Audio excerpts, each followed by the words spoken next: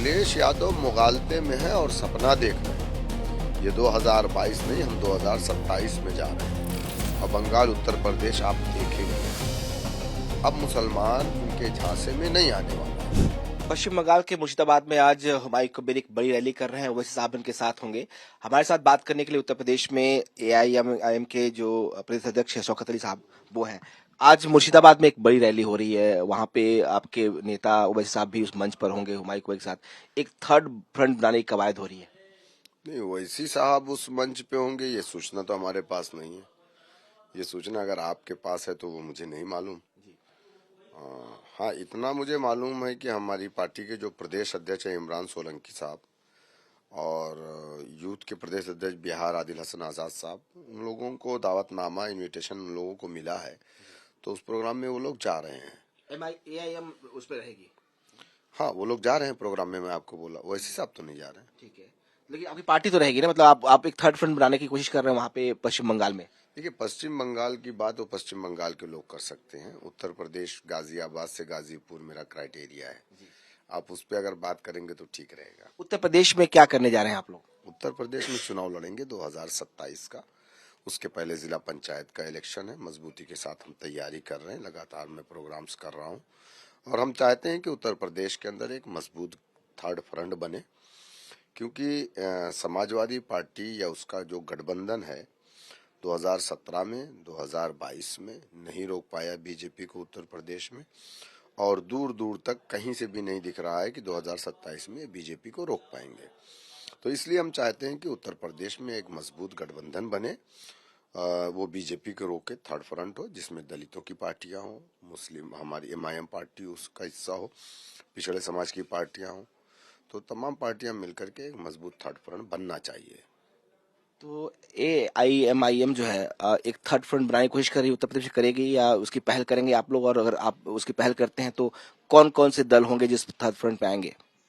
मैंने आपसे कहा ना कि दलित समाज से हो, हमारा समाज हो और पिछड़ा समाज हो, ये अगर यूनाइट होता है, एक प्लेटफॉर्म पर आता है, एक मजबूत थर्ड फ्रंट बनता है, तो हम उत्तर प्रदेश में बीजेपी को रोक सकते हैं। अन्यथा बीजेपी को 2027 में उत्तर प्रदेश में दोबारा आने से कोई नहीं रोक पाएगा। थोड़ा सा आप डिफाइन करेंगे। आप कह रहे हैं दलित समाज से हो, दलित समाज की राजनीति बीएसपी करती है, ओबीसी की राजनीति जो है समाजवादी पार्टी करती है, तो आप क्या कह रहे हैं कि समाजवादी पार्टी बीएसपी और एमआईएम जो है वो गठबंधन करेंगे? देखिए, बीएसपी का मजबूत होना बहुत जरूरी है। बीएसपी जितना कमजोर होगी बीजेपी उतना मजबूत होगी। तो यकीनन हमारी जो पहली प्राथमिकता है वो यही है कि उत्तर प्रदेश में एमआईएम और बीएसपी का अलायंस होना चाहिए। हम ये चाहते हैं। अब ये बीएसपी को सोचना है कि बीएसपी क्या चाहती है, और यही दलित और मुसलमानों का एक बेहतरीन नेचुरल अलायंस कहलाएगा। 20-20-40 होते हैं और हम बीजेपी को आसानी से रोक सकते हैं। और ओबीसी का फिर क्या होगा? ओबीसी देखिए, हम बहन जी की सरकार बनी अगर, तो क्या ओबीसी को इंसाफ नहीं मिला, न्याय नहीं मिला? लेकिन उत्तर प्रदेश में ओबीसी की सियासत तो समाजवादी पार्टी करती है, मुस्लिम ओबीसी के साथ लेके पार्टी चलती है आगे। समाजवादी पार्टी ओबीसी की नहीं, समाजवादी पार्टी यादव की सियासत करती है। वो 7% यादव उत्तर प्रदेश में, जिसमें 2% यादव बीजेपी के साथ है, 5% यादव और प्लस 20% मुसलमान का वोट लेकर के समाजवादी पार्टी 111 सीट पाली। लेकिन अब मुसलमानों ने इस चीज को महसूस कर लिया है कि समाजवादी पार्टी मुसलमानों को सिर्फ और डिस्पोजल गिलास की तरह इस्तेमाल करती है। नाम नेहाज सेकुलर पार्टियों ने मुसलमानों को आज से नहीं, आजादी के बाद से कम्युनल फोर्सेस का डर दिखा करके, जब देश आजाद हुआ इस देश में 3 पार्टियां थी। हिंदू महासभा थी, इंडियन यूनियन मुस्लिम लीग थी और कांग्रेस थी। हमारे बड़ों ने हमसे कहा कांग्रेस तुम्हारी पार्टी है, मुस्लिम लीग तुम्हारी पार्टी नहीं है, और हिंदू महासभा को रोकना है, हमको कांग्रेस के साथ रहना है।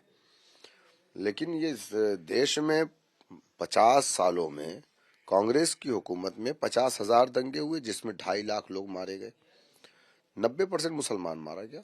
हमारी पार्टी, हमारे नेता नेहरू थे, इंदिरा थी, मुसलमान दलित से बदतर हो गया, मुख्य धारा से कट गया। कौन जिम्मेदार है? आज 2,500 पार्टियां इलेक्शन कमीशन ऑफ इंडिया में रजिस्टर्ड क्यों है? अगर कांग्रेस की हुकूमत में सबको इंसाफ मिला तो फिर मुलायम सिंह को समाजवादी पार्टी क्यों बनानी पड़ी? ममता बनर्जी को तृणमूल कांग्रेस क्यों बनानी पड़ी? शरद पवार को राष्ट्रवादी कांग्रेस क्यों बनानी पड़ी? चंद्रबाबू नायडू को तेलुगु देशम क्यों बनानी पड़ी? तो जिस समाज ने अपना डंडा, अपना झंडा, अपना नेता बनाया, उस समाज को इंसाफ मिला। मुसलमानों की ये बुनियादी गलती है कि मुसलमानों ने अपना डंडा, अपना झंडा, अपना नेता नहीं बनाया, इसलिए मुसलमानों के साथ इंसाफ नहीं हुआ। अखिलेश यादव मुगालते में है और सपना देख रहे हैं। ये 2022 नहीं, हम 2027 में जा रहे हैं। बिहार में आपने देख लिया, महाराष्ट्र में आपने देख लिया, और बंगाल, उत्तर प्रदेश आप देखेंगे। अब मुसलमान इनके झांसे में नहीं आने वाला है। अब मुसलमान अपने आप को वोट डालेगा, अपने आप को मजबूत करेगा और अपनी हिस्सेदारी लेगा। तो एमआईएम जो है एक्सक्लूसिव पॉलिटिक्स करेगी मुस्लिम्स की। और दूसरा सवाल ये है कि आप ये कह रहे हैं कि उत्तर प्रदेश में आप सपा और कांग्रेस को किनारे कर बीएसपी के साथ गठबंधन कर सकते हैं। देखिए, मुसलमान मुस्लिम पॉलिटिक्स नहीं, इस देश में सबसे दबा कुचला समाज मुसलमान है। सच्चर कमेटी, रंगनाथ मिश्रा कमीशन की रिपोर्ट है, मुख्य धारा से कटा मुसलमान है और मुसलमान की बात कोई नहीं करता। बीजेपी तो करती ही नहीं। बीजेपी तो कहती है कि मुसलमानों को तकलीफ देना हमारा काम है। ये 5 रुपया रिक्शे वाला मांगे मुसलमान तो 4 रुपया तुम दो। ये तो बीजेपी के नेताओं की, बल्कि उनके सीएम आसाम के, ये उनकी अपनी सोच है, उनकी मेंटालिटी। तो हमको बीजेपी से कल भी ना कोई उम्मीद थी ना आज है, क्योंकि हमने बीजेपी को कभी वोट नहीं डाला। लेकिन जिसे हमने वोट डाला है, इन लोगों ने हमारे साथ क्या किया? इन लोगों ने तो हमारे साथ अन्याय किया। तो हम अगर मुसलमानों की बात कर रहे हैं, लोग हमारा नाम लेने से डरते हैं, तो उसमें गलत क्या है? बहन जी अगर दलितों की बात करती है तो वो सही है, अखिलेश यादव पिछड़ों की बात करते हैं तो वो सही है, हम मुसलमानों की बात करते हैं तो लोगों को तकलीफ क्यों होती है?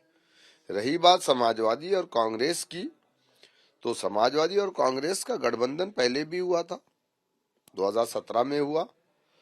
क्या हुआ? 2 लड़के बस के ऊपर उत्तर प्रदेश को फतेह कर रहे थे।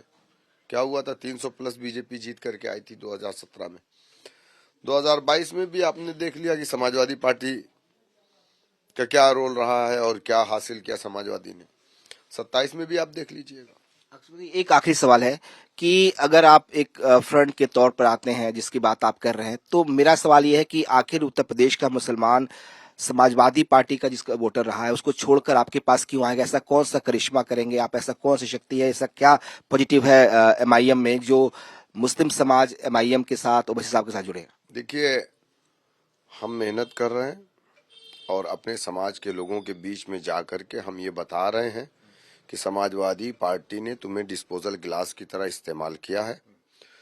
शिक्षा में मुसलमान सबसे पिछड़ा है, मुस्लिम बस्तियों में डेवलपमेंट का काम नहीं हुआ है। 20% हमारी आबादी उत्तर प्रदेश में है, 27% हम जेल की सलाखों में है। अगर 25 साल मुख्तार अंसारी जेल में रहे तो 12 साल से बीजेपी की हुकूमत है, बाकी किसकी हुकूमत थी? ये सवाल मेरा अफजाल अंसारी साहब से भी है, जो ये कहते हैं कि ओवैसी साहब की पार्टी से ज्यादा मेरे घर में एमपी एमएलए है। आप मुख्तार अंसारी साहब को नहीं बचा पाए तो 25 साल मुख्तार जेल में रहे और अतीक अहमद 25 साल जेल में रहे। 10 साल से बीजेपी, 12 साल से बीजेपी है, बाकी किसकी हुकूमत में ये लोग जेल में रहे? क्यों रहे? तो समाजवादी पार्टी ने यूएपीए का कानून जब बीजेपी बिल लेकर के आई थी पार्लियामेंट में, समाजवादी ने सपोर्ट किया, आरजेडी ने सपोर्ट किया, कांग्रेस ने सपोर्ट किया। एमआईएम एक ऐसी पार्टी थी जिसने कहा कि इस कानून का दुरुपयोग होगा मुसलमानों के ऊपर। आपने देखा कि बगैर ट्रायल के 6-6 साल, 5-5 साल से उमर खालिद, शर्जील इमाम वगैरह लोग जेल में, कुछ लोग अभी निकले हैं, कुछ लोग अभी भी जेल में। तो यूएपीए कानून का दुरुपयोग हो रहा है मुसलमानों के खिलाफ। अगर ये फ्रंट की बात आप कर रहे हैं, अगर गठबंधन नहीं होता है तो एमआईएम जो है उत्तर प्रदेश में कितने सीटों पर चुनाव लड़ेगी या खुद चुनाव लड़ेगी और कितनी सीटों पर लड़ेगी? 200 सीटों पर हम अपनी तैयारी कर रहे हैं। अंतिम फैसला हमारे राष्ट्रीय अध्यक्ष जी लेंगे।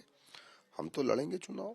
हम भी एक पॉलिटिकल पार्टी है, हमारे पास 13 एमएलए हैं, हमारे पास एक एमपी है, हमारे पास कई सौ पार्षद हैं, चेयरमैन हैं। उत्तर प्रदेश में भी हमारे 72 पार्षद हैं, हमारे 5 चेयरमैन हैं, 3 नगर पालिका परिषद के हैं, 2 नगर पंचायत के हैं।